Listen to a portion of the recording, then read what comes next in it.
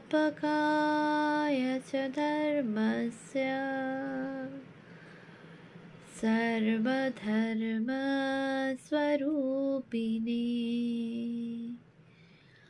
अवतारवरिष्ठाय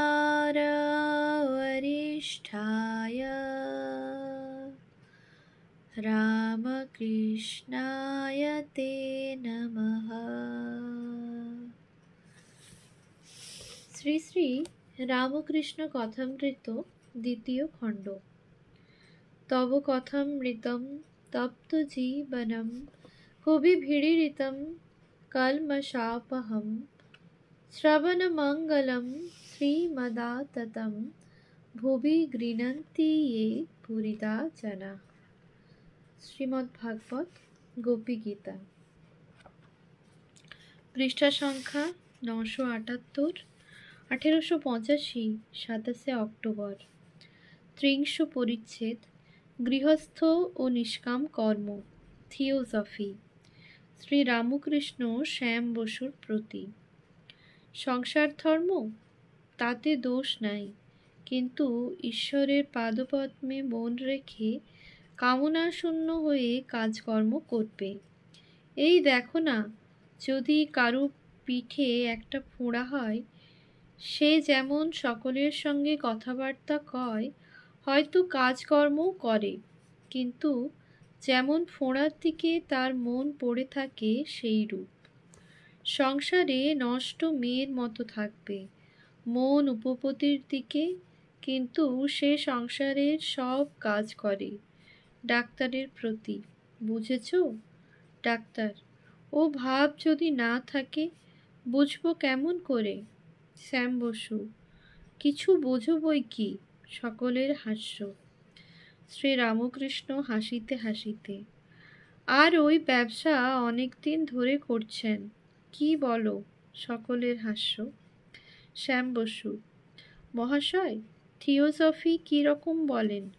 শ্রী রামকৃষ্ণ: মোট কথা এই, যারা শিষ্য করে বেড়ায় তারা হালকা থাকের লোক, আর যারা সিদ্ধায় অর্থাৎ নানা রকম শক্তি চায় তারাও হালকা থাক।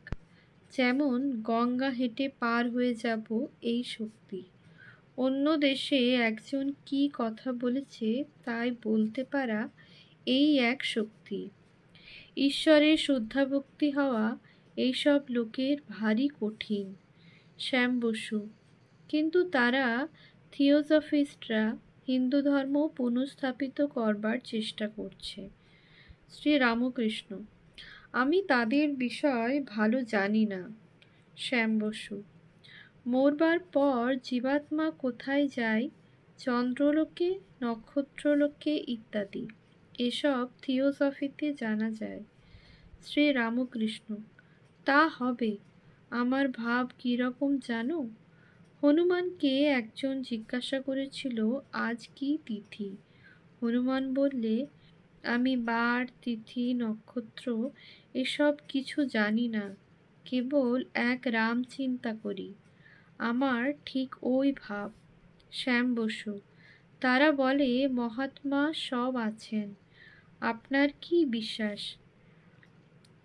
শ্রী রামকৃষ্ণ: আমার কথা বিশ্বাস করেন তো আছে, এসব কথা এখন থাক। আমার অসুখটা কমলে তুমি আসবে, যাতে তোমার শান্তি হয়। যদি আমায় বিশ্বাস করো, উপায় হয়ে যাবে। দেখছ তো, আমি টাকা লই না, কাপড় লই না, এখানে প্যালা দিতে হয় না, তাই অনেকে আসে। সকলের হাস্য। ডাক্তারের প্রতি। তোমাকে এই বলা, রাগ করো না, ও সব তো অনেক করলে, টাকা, মান, লেকচার। এখন মনটা দিন কতক ঈশ্বরেতে দাও, আর এখানে মাঝে মাঝে আসবে। ঈশ্বরের কথা শুনলে উদ্দীপন হবে। কিয়ৎকাল পরে ডাক্তার বিদায় লইতে গাত্রোত্থান করিলেন। এমন সময় শ্রীযুক্ত গিরিশচন্দ্র ঘোষ আসিলেন ও ঠাকুরের চরণধূলি লইয়া উপবিষ্ট হইলেন। ডাক্তার তাহাকে দেখিয়া আনন্দিত হইলেন ও আবার আসন গ্রহণ করিলেন। ডাক্তার: আমি থাকতে উনি অর্থাৎ গিরিশবাবু আসবেন না? যাই চলে যাব হয়েছি, অমনি এসে উপস্থিত। সকলের হাস্য। গিরিশের সঙ্গে ডাক্তারের বিজ্ঞান সভার সায়েন্স অ্যাসোসিয়েশনের কথা হইতে লাগিল। শ্রীরামকৃষ্ণ, আমায় একদিন সেখানে লয়ে যাবে? ডাক্তার, তুমি সেখানে গেলে অজ্ঞান হয়ে যাবে ঈশ্বরের আশ্চর্য কাণ্ড সব দেখে। শ্রীরামকৃষ্ণ, বটে? ৩১ পরিচ্ছেদ। ডাক্তার গিরিশের প্রতি।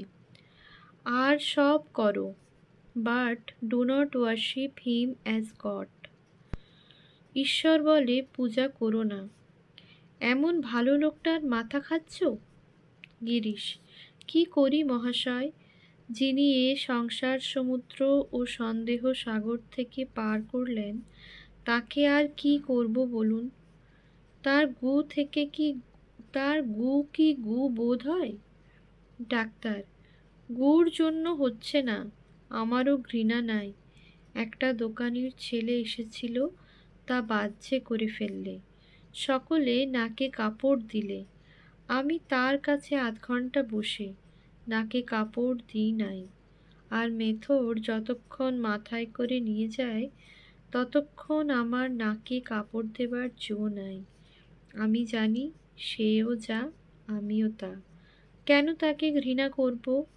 আমি কি এর পায়ের ধুলা নিতে পারি না? এই দেখো, নিচ্ছি। শ্রীরামকৃষ্ণের পদধূলি গ্রহণ। গিরিশ, অ্যাঞ্জেলস, দেবগণ এই মুহূর্তকে ধন্য ধন্য করছেন। ডাক্তার, তা পায়ের ধুলা লওয়া কি আশ্চর্য! আমি যে সকলেরই নিতে পারি। এই দাও, এই দাও। সকলের পায়ের ধুলা গ্রহণ। নরেন্দ্র ডাক্তারের প্রতি। একে আমরা ঈশ্বরের মতো মনে করি। কিরকম জানেন? যেমন ভেজিটেবল ক্রিয়েশন, উদ্ভিদ, ও অ্যানিম্যাল ক্রিয়েশন, জীবজন্তুগণ, এদের মাঝামাঝি এমন একটি পয়েন্ট অর্থাৎ স্থান আছে, যেখানে এটা উদ্ভিদ কি প্রাণী স্থির করা ভারী কঠিন। সেইরূপ ম্যান ওয়ার্ল্ড অর্থাৎ নরলোক ও গড ওয়ার্ল্ড দেবলোক, এই দুইয়ের মধ্যে একটি স্থান আছে, যেখানে বলা কঠিন এ ব্যক্তি মানুষ না ঈশ্বর।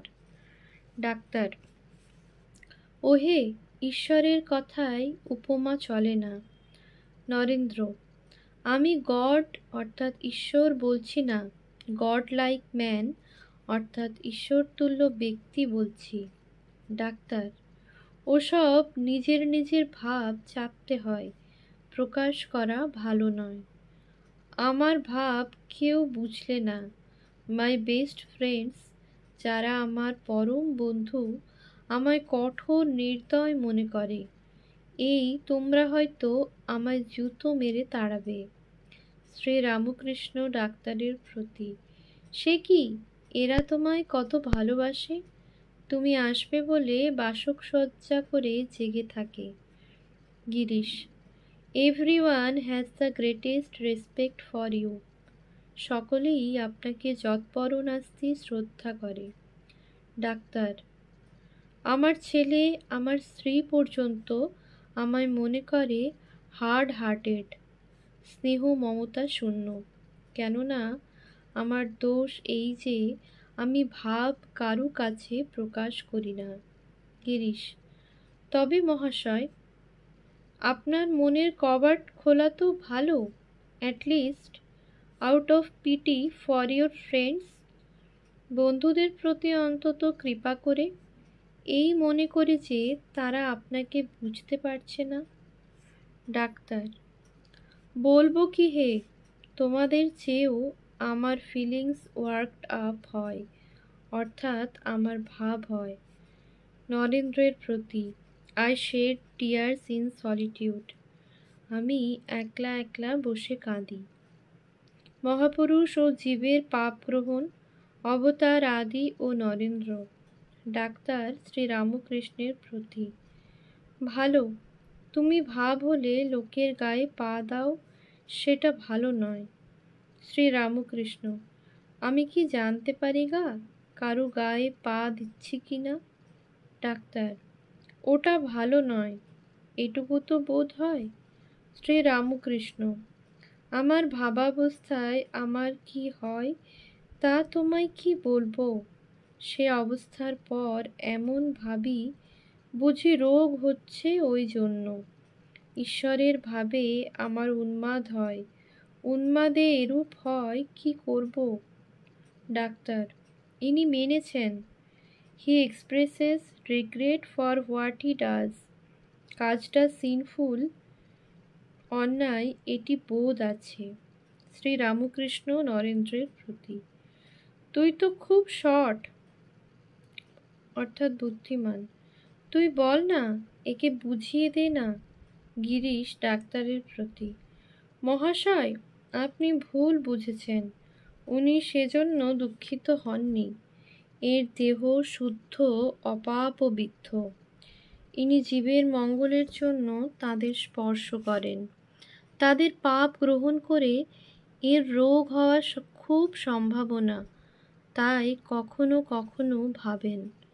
আপনার যখন কলিক অর্থাৎ শূল বেদনা হয়েছিল, তখন আপনার কি রিগ্রেট, দুঃখ হয় নাই?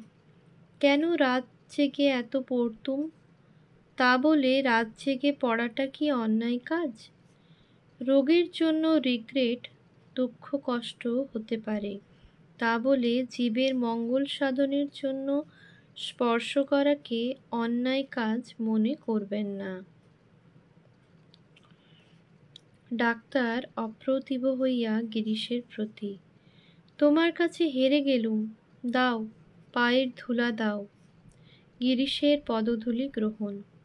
নরেন্দ্রের প্রতি, আর কিছু নয় হে, হিজ ইন্টেলেকচুয়াল পাওয়ার। গিরিশের বুদ্ধিমত্তা মানতে হবে।